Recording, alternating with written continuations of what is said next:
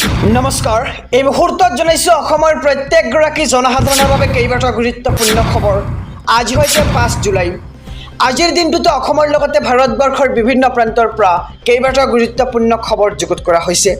এই মুহূৰ্তত জনাইছো আজিৰ প্ৰথমটো খবৰেই ৰাজ্যবাসীৰ বাবে এটা ডাঙৰ খবৰ ৰাজ্যৰ বান পৰিস্থিতিক লৈ হিমন্ত বিশ্ব শৰ্মাৰ কেবিনেটৰ ডাঙৰ সিদ্ধান্ত বানপীড়িতক বানৰ মাজতে দিয়া হ'ব সাহায্য ক্ষতিগ্ৰস্তৰ হিচাপ লোৱাৰ বাবে দিয়া হৈছে মন্ত্ৰীসকলক দায়িত্ব আৰু প্ৰতিখন জিলাতেই বান পৰিস্থিতিৰ তদাৰক কৰিব মন্ত্ৰীয়ে আৰু বানত ক্ষতিগ্ৰস্ত হোৱাসকলৰ হিচাপ উলিওৱাৰ নিৰ্দেশ দিয়া হৈছে ইতিমধ্যে আৰু ৰাজ্যৰ 28খন জিলা এতিয়া বানৰ কবলত পৰিছে বানত ক্ষতিগ্ৰস্ত জিলাসমূহৰ তদাৰকৰ দায়িত্ব দিয়া হৈছে মন্ত্ৰীসকলৰ হাতত আৰু তেওঁলোকে তদাৰক কৰিব বিভিন্ন ৰাজ্য ডিব্ৰুগড় তিনিচুকীয়া জিলাত মন্ত্ৰী ৰঞ্জিত দাসে তদাৰক কৰিব চৰাইদেউত যোগেন মোহনে কৰিব তদাৰক লগতে শিৱসাগৰ আৰু যোৰহাট জিলাত মন্ত্ৰী বিমল বৰাই কৰিব তদাৰক আৰু ধেমাজি লখিমপুৰত ৰণোজ পেগুৱে কৰিব তদাৰক লগতে বিশ্বনাথ শোণিতপুৰ দৰং জিলাত মন্ত্ৰী পীযুষ হাজৰিকাই কৰিব তদাৰক গোলাঘাটত অজন্তা নেওগে কৰিব তদাৰক লগতে নগাঁও আৰু মৰিগাঁও জিলাত মন্ত্ৰী অতুল বৰাই কৰিব তদাৰক আৰু মাজুলীত অহা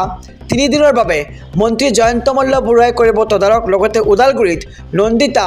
গাৰ্লচাই তদাৰক কৰিব আৰু বৰাক উপত্যকাত মন্ত্ৰীসভাৰ দল ভ্ৰমণ কৰিব কাইলৈ মাজুলী আৰু ডিব্ৰুগড় জিলাৰ বান পৰ্যবেক্ষণ কৰিব মুখ্যমন্ত্ৰীয়ে আৰু ক্ষতিগ্ৰস্ত হোৱা সকলো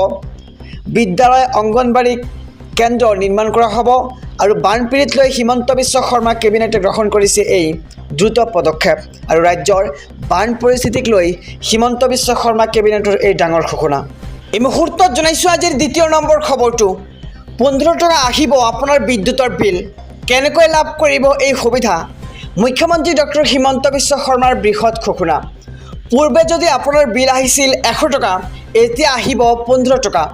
আৰু 85% হ্ৰাস পাব আপোনাৰ বিদ্যুতৰ বিল বিনামূলীয়া বিদ্যুতক লৈ হিমন্ত বিশ্ব শৰ্মাৰ ডাঙৰ ঘোষণা আৰু প্ৰধানমন্ত্ৰী সূৰ্য ঘৰ বিজুলী যোজনাৰ অধীনত লাভ কৰিব আপুনি বিনামূলীয়া বিদ্যুৎ আৰু প্ৰতিটো ঘৰৰ ছাদত লগোৱা হ'ব সোলাৰ পেনেল লগাবলৈ চৰকাৰে দিব আপোনাক 1,30,000 টকাৰ ৰাজ সাহায্য যাৰ জৰিয়তে আপুনি উৎপাদন কৰিব পাৰিব বিদ্যুৎ ইতিমধ্যে 2 লাখ লোকে বিনামূলীয়া বিদ্যুতৰ বাবে কৰিছে আবেদন আৰু এই সোলাৰ পেনেল লগোৱাৰ পিছতে ৰাহি হ'ব 85% বিদ্যুতৰ বিল আৰু পূৰ্বে যদি বিল আহিছিল আপোনাৰ 100 টকা বৰ্তমান আহিব আপোনাৰ বিল 15 টকা আৰু 85% হ্ৰাস পাব আপোনাৰ বিদ্যুতৰ বিল আৰু বিনামূলীয়া বিদ্যুতক লৈ হিমন্ত বিশ্ব শৰ্মাৰ এই বৃহৎ ঘোষণা এই মুহূৰ্তত জনাইছোঁ আজিৰ 3 নম্বৰ খবৰটো সাৱধান অধিক ভয়াৱহ হ'ব বান পৰিস্থিতি বতৰ বিজ্ঞান কেন্দ্ৰৰ সতৰ্কতা অহা 8 জুলাইলৈ ৰাজ্যত অব্যাহত থাকিব প্ৰবল বৰষুণ আৰু জিলাই সতৰ্কতা জাৰি কৰিছে বতৰ বিজ্ঞান কেন্দ্ৰই কেইবাখনো জিলাত জাৰি কৰা হৈছে ৰেড এলাৰ্ট আৰু অৰেঞ্জ এলাৰ্ট লগতে কোকৰাঝাৰ বঙাইগাঁও বাক্সা চিৰাং বৰপেটা গোৱালপাৰাত ৰেড এলাৰ্ট জাৰি কৰা হৈছে নলবাৰী তামোলপুৰ বজালী ওদালগুৰি শোণিতপুৰ বিশ্বনাথ নগাঁও লগতে মৰিগাঁও কামৰূপ মেট্ৰ কামৰূপ গ্ৰাম্য বিশ্বনাথ লখিমপুৰ মাজুলী ধেমাজি ডিব্ৰুগড় তিনিচুকীয়া যোৰহাট কাৰ্বি আংলং গোলাঘাট কৰিমগঞ্জ পশ্চিম কাৰ্বি আংলঙত হ'ব প্ৰচণ্ড বৰষুণ আৰু অসমৰ লগতে উত্তৰ পূবৰ অন্য ৰাজ্যসমূহতো বৰষুণ হোৱাৰ সম্ভাৱনা আৰু ৰাজ্যৰ 29খন জিলাত ইতিমধ্যে বানে লৈছে ভয়ংকৰ ৰূপ আৰু বানৰ কবলত পৰিছে অসমৰ প্ৰায় 1,62,000ৰো অধিক লোক লাখ লাখ ৰেচন কাৰ্ডৰ হিতাধিকাৰীৰ বাবে আহি পৰিছে ডাঙৰ খবৰ এতিয়া কৰা নাই নেকি আপুনি ই-KYC পৰীক্ষণ নকৰা সকলৰ বাবে চৰকাৰে দিছে এক সোণালী সুযোগ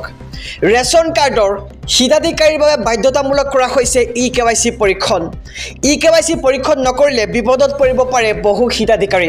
আৰু ই-KYC পৰীক্ষণ নকৰা সকলৰ বাবে বৃদ্ধি কৰিছে পৰীক্ষণৰ সময়সীমা আৰু শীঘ্ৰে আপুনি সম্পূৰ্ণ কৰিব লাগিব ই-KYC পৰীক্ষণ যদিহে আপুনি ই-KYC পৰীক্ষণ নকৰে তেন্তে আপুনি লাভ নকৰিব ৰেচনৰ সামগ্ৰী ইয়াৰ লগতে খাদ্য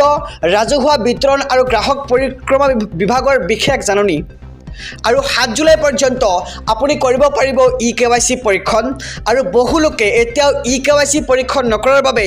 বৃদ্ধি কৰিছে অন্তিম সময়সীমা ৰাজ্য চৰকাৰে আৰু 28 জুনৰ পৰা